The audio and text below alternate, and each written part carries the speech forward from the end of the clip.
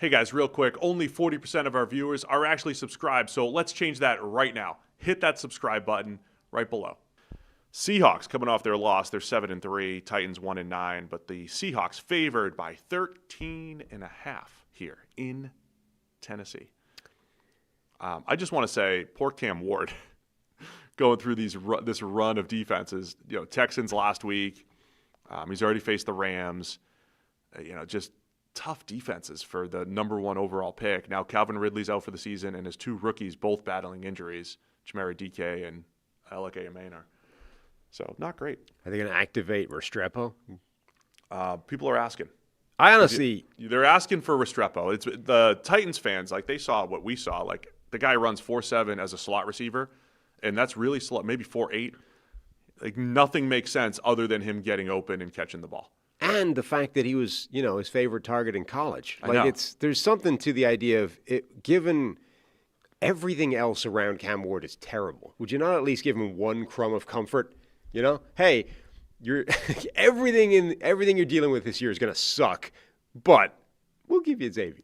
I don't know what happened. I saw the two training camp practices. Restrepo didn't get targeted highly there. I don't know. So maybe they just haven't seen it in practice with him. But Mason Kinsey, who's been up and down for the last 5 years for them, kind of messed up a couple plays. On Sunday. I'm starting to think that whole concept of wide receiver quarterback chemistry is wildly overrated in every capacity. But in particular, this idea of pairing a guy with somebody he played with in college. It works when it's Joe Burrow and Jamar Chase. Yeah, but But it's because they're Joe Burrow and Jamar Chase. I just don't know if there's anything to that. I don't really care that it was Cam Ward. I just think Restrepo, every time I watched him, whether it was Cam Ward throwing him the ball or not, whoever they had the year before, it's the dude gets open, makes big plays faster. I don't care about his straight line speed. He's just a good football player. But Bo Nix to Troy Franklin has some of the worst chemistry of any wide receiver quarterback connection you can think of, and those two guys played together in college. I just don't know if there's anything to this idea of wide receivers and quarterbacks building chemistry. I think it's just good players work with good players. A couple things to keep an eye on here, or at least one significant one.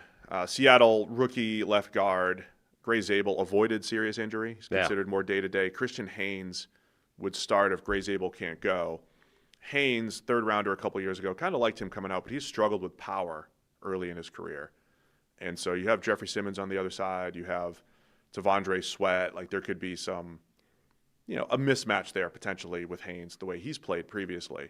Yeah, they would want Zabel out there if they can. Tennessee's defense has been feisty in the last couple of weeks. I think very good last week. Right. That's what gives them a chance, I think, to at least keep it close. But the Seattle defense put into difficult spots last week, did great against that Rams offense.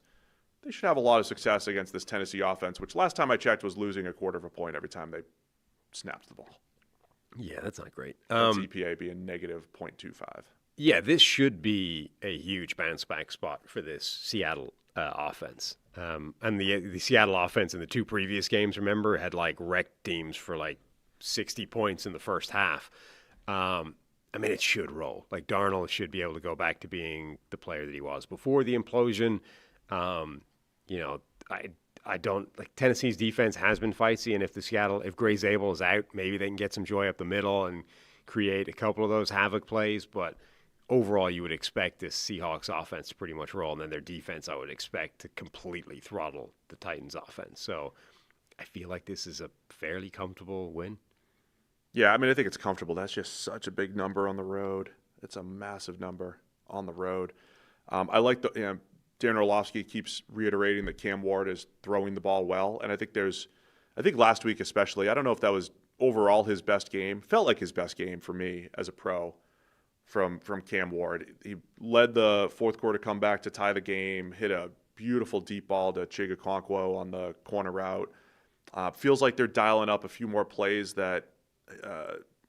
I think he looks slightly more comfortable, right? We're looking at baby steps here for Cam Ward, and I think we're getting some of those these last couple weeks. A few more plays where he's more comfortable, a key scramble. We're asking him to use his legs. I think that's all trending in the right direction. Just an awful situation now going up against Seattle's front. Yeah. Houston last week, all your receivers hurt. And it's tough to glean anything from it except baby steps. It's kind of like what we said with Drake May last year in New England. It's like the line's bad, the receivers are bad, you're overmatched every week. But if you put 2 or 3 positive plays together that, show your talent, it feels like a win. And I'm not saying that, well, next year you just get a new coach and all of a sudden you'll be an MVP candidate, just like Drake May was. It doesn't work that way. But just see a couple positive plays per week, show the talent if you're Cam Ward, and I feel like you'll have something to build off of if you're the Titans. Yeah, I'm kind of comfortable with just seeing the flashes every week. Like, just the evidence that it isn't breaking him, I think, is all I'm looking for at this point for Cam Ward. Like, I don't even care if he improves. I don't even care if we're seeing consistency. I just want to see some evidence that he hasn't completely gone in the tank every week of this, because it's a horrible situation. He has to be getting beat down by this.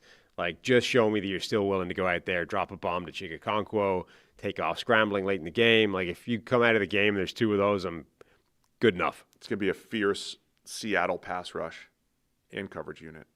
So, all right, man, 13.5. Seattle favorite, over under just 40.5 in this one.